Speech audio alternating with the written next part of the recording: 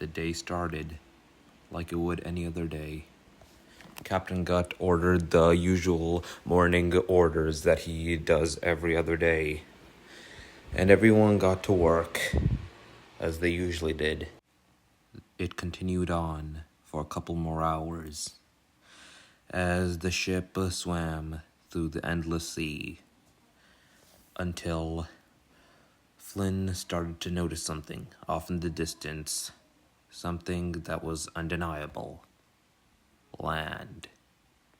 He turned around excitedly and bounced his way over to Captain Gutt, who was busy enjoying his morning breakfast.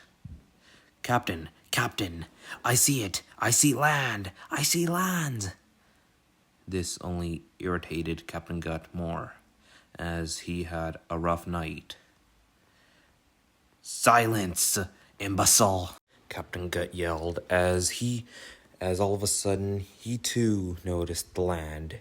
He ran over and noticed with his scope just how the land looked like. The coast was barren, with a lot of jagged rocks, and the mainland had so many large, tall redwood trees, as well as some conifers as well. Eventually, they made landfall, and Captain Gutt and the rest of his crew all explored the coast, looking for any signs of any bounty or loot that they could use. However, something in the back of Captain Gutt's mind wouldn't go away. This looked way too familiar to be a coincidence. As many years ago, around 4 years ago to be more exact, they were at this very land that just so happened to look like this very beach that they're on right now, and with a certain someone who was once part of their crew. But he died a long time ago on this very beach, or so they may think. No, impossible, thought Captain Gutt. He refused to believe that this was the same place that one of the few companions he ever truly cared about died on. Everyone else slowly started to pick up on this. Shira noticed that the trees looked a bit similar, to say the least, to the land that they once lived on. So did Raz, Dobson, Squint, Gupta, and Silas. Everyone tried to ignore it. Everyone was trying to refuse that this was the land where their closest companion had had his last stand. Raz also thought about it. He remembered a time back when he was alive. She still remembers the last words he ever said to her before that day, the day of his death. On that night, everyone was getting ready to rest, as they usually would any night, until they got attacked by other pirates.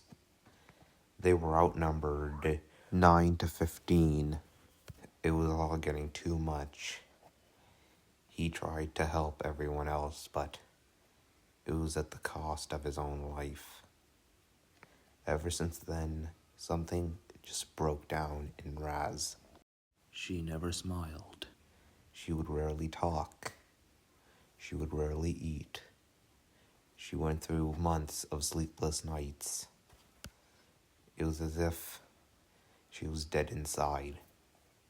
The pain would never stop, but she always hid it behind her tough exterior.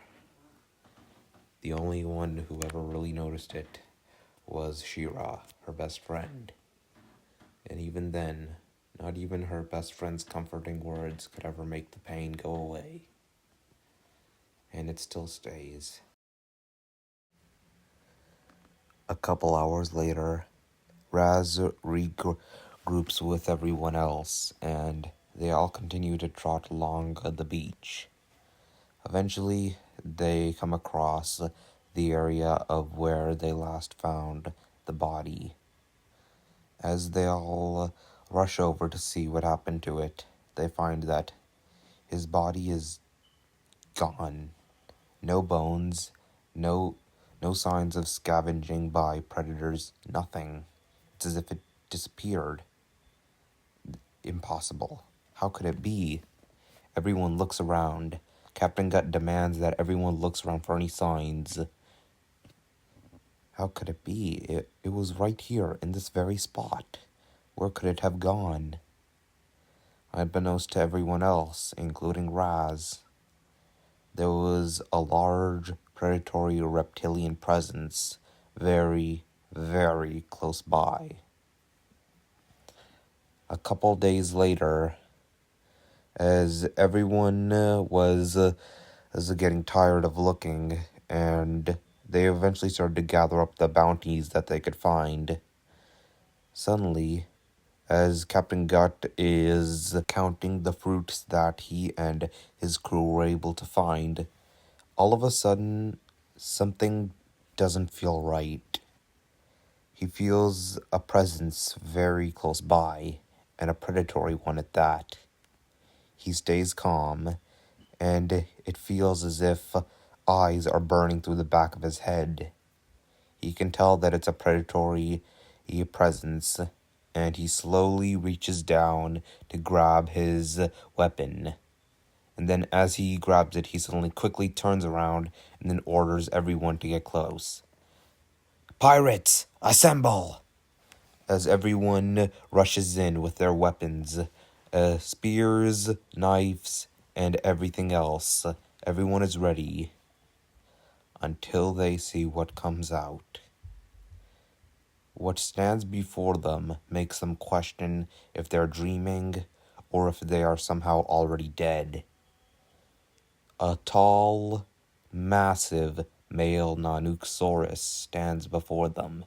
He is covered in spots and stripes alike, and with large, bristly quills form a mane across his back and neck, and he's covered in scars across his face, with one red eye and one green eye, and he has marks on his body that clearly indicate signs of being hit by arrows and spears and many, many more weapons.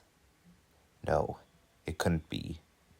How can it be? He's dead, everyone thinks. They can't believe their eyes. Everyone looks like as if they're about to break down in tears. It's Dallas. He's alive. And for the first time in his life, Captain Gut, the great master of the seas, has been brought down to his knees. Captain Gut collapses onto his knees, hardly able to believe what he's seeing. His greatest soldier, long thought to be dead, is alive in front of him and his crew. You're alive. Captain Gut speaks in what is hardly a whisper, in what is just low enough to be considered a whisper. "Hello, Gut," was the first words that Dallas ever muttered within a long time. Everyone rushed over to him, with Raz in particular in the lead. She ran up to him and hugged him like she had never hugged anyone before, and started crying her eyes out, as did Shira, Squint, Flynn, Gupta, Silas, Dobson, and Captain Gut. This was the first time that they saw their companion, one thought to be long dead, and that they would never see him again, alive. Dallas, I thought I would never see you again. "So did I. But there is a lot that I have to tell you." But we thought you were dead. You died that day. You were on the ground, covered in blood and scars and arrows. How did you survive? As did I. I thought it was it for me. But somehow, I survived. I've been living out on my own for years now. Out here. On my own. Oi, Dallas, I'm so glad to see you again. It is so exciting. Yeah, good to see you too, Flynn. Oh, Dallas, please just don't ever leave us again. Don't leave me ever again. Don't worry, because from now on, no matter what happens, I will always be with each and every one of you. And I will always be with you, Raz.